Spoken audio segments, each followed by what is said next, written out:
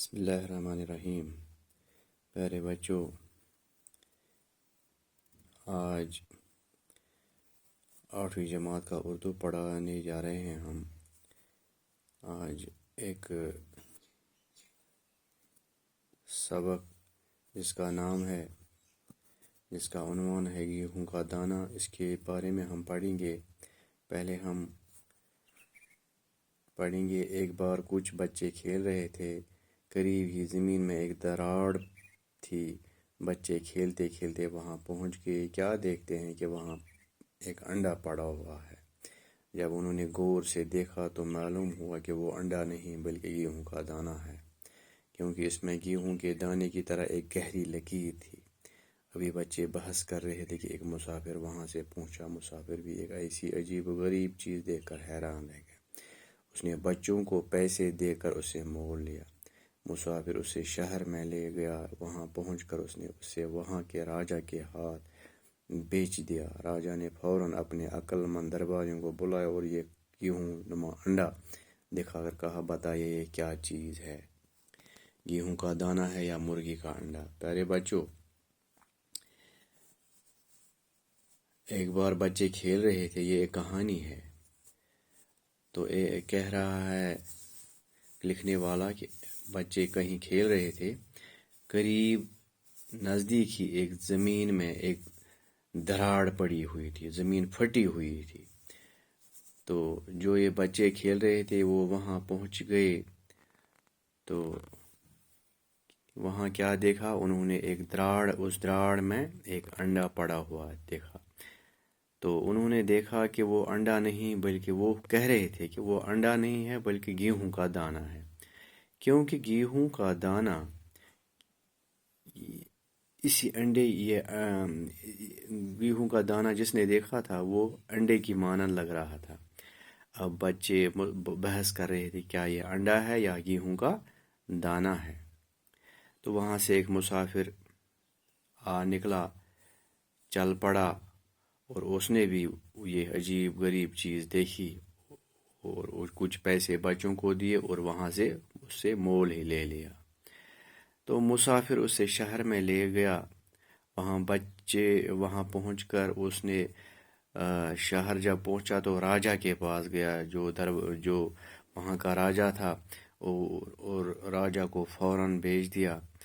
تو راجا نے عقل مند درباریوں کو بلایا اور دکھایا یہ گیہوں کا دانہ ہے یا کوئی انڈا ہے، یہ کیا چیز ہے؟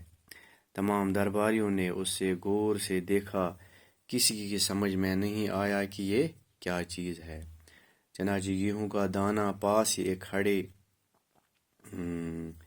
ایک کھڑکی میں رکھ دیا گیا۔ ذرا سی دیر میں ایک چیل آئی، جس کو ہم کشمیری میں گانٹ کہتے ہیں۔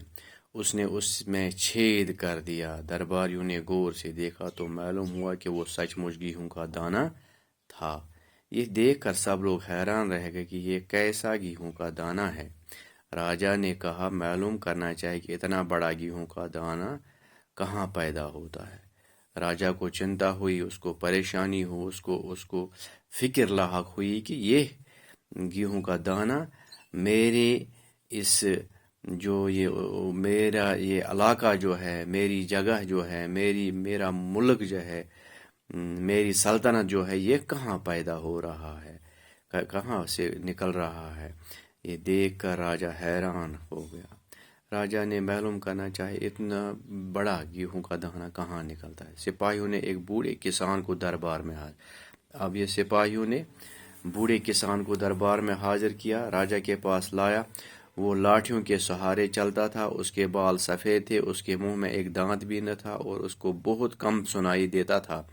راجا نے گیہوں کا دانہ اس کے ہاتھ میں رکھا۔ بوڑھے نے اسے پلٹ کر دیکھا اور انگلیوں سے چھو کر اندازہ لگایا کہ یہ کیا چیز ہے۔ تھوڑی دیر تو وہ چپ رہا، پھر بولا، سرکار، میں نے کبھی ایسا گیہوں نہ بویا ہے اور نہ دیکھا ہے۔ اس کا مطلب ہے وہ بھی یہ نہیں جانتا ہے یہ گیہوں کا دانہ ہے یا انڈا ہے، لیکن میرے والد شاید اس گیہوں کے بارے میں کچھ بتا سکیں۔ اس کا مطلب ہے اس کا والد بھی ابھی زندہ تھا۔ اب اس نے کہا کہ میرا والد اس کے بارے میں کچھ بتا سکتا ہے۔ اس پر راجا نے حکم دیا کہ اس کسان کے باپ کو دربار میں حاضر کیا جائے۔ یہ کسان بہت ہی بوڑھا تھا، وہ ایک لاٹھی کے سہارے چلتا تھا، اس کی ایک آنکھ ابھی کام کرتی تھی۔ راجا نے گیہوں کا دانہ اس کے ہاتھ پر رکھا اور پوچھا، بڑے میاں کیا آپ نے اتنا بڑا گیہوں دیکھا ہے؟ یہ بوڑھا کسان بھی کچھ بہرا تھا لیکن اپنے لڑکے جیسا نہ تھا۔ اس نے کہا، سرکار، میں نے تو آج تک کبھی اتنا بڑا گیہوں نہ بویا ہے نہ دیکھا ہے۔ یہ بھی وہی بات کر رہا تھا جو اس کے لڑکے نے کی، اور کبھی مول بھی نہیں لیا، کیونکہ ہمارے زمانے میں مول لینے کا رواج ہی نہ تھا۔ ہم اپنے کھیتوں میں اتنا اگاتے تھے کہ مول لینے کا سوال ہی پیدا نہیں ہو۔ ان دونوں روپیہ پیسہ بھی نہ تھا۔ ہمارا گیہوں آج کے گیہوں سے بڑا نہ تھا۔ میں نے اپنے والد کی زبانی اتنے گیہوں کا ذکر تو سنا ہے، اس کے زمانے میں ایسا گیہوں ہوتا کہ آپ ان سے دریافت کر لیں۔ اب اس بوڑھے کا باپ بھی ابھی زندہ تھا۔ اب اس کو بھی شاید آگے پڑھیں گے ہم، شاید راجا اس کو بھی بلا کر لائے گا اور کہے گا کہ یہ گیہوں کا دانہ ہے یا انڈا ہے، یا آپ کے زمانے میں یہ گیہوں کا دانہ بویا جاتا تھا یا نہیں۔ پیارے بچوں، تو اس میں جو مشکل الفاظ ہیں وہ میں یہاں تک اس سبق، اب باقی 2 پیراگراف ہم کل پڑھیں گے۔ جو اس سبق میں آپ کو مشکل الفاظ لگ رہے ہیں تو میں آپ کو وہ ای کنٹینٹ کے ذریعے روانہ کر رہا ہوں، بذریعہ واٹس ایپ روانہ کر رہا ہوں۔ تو بیٹھیے، اللہ کے حوالے، السلام علیکم۔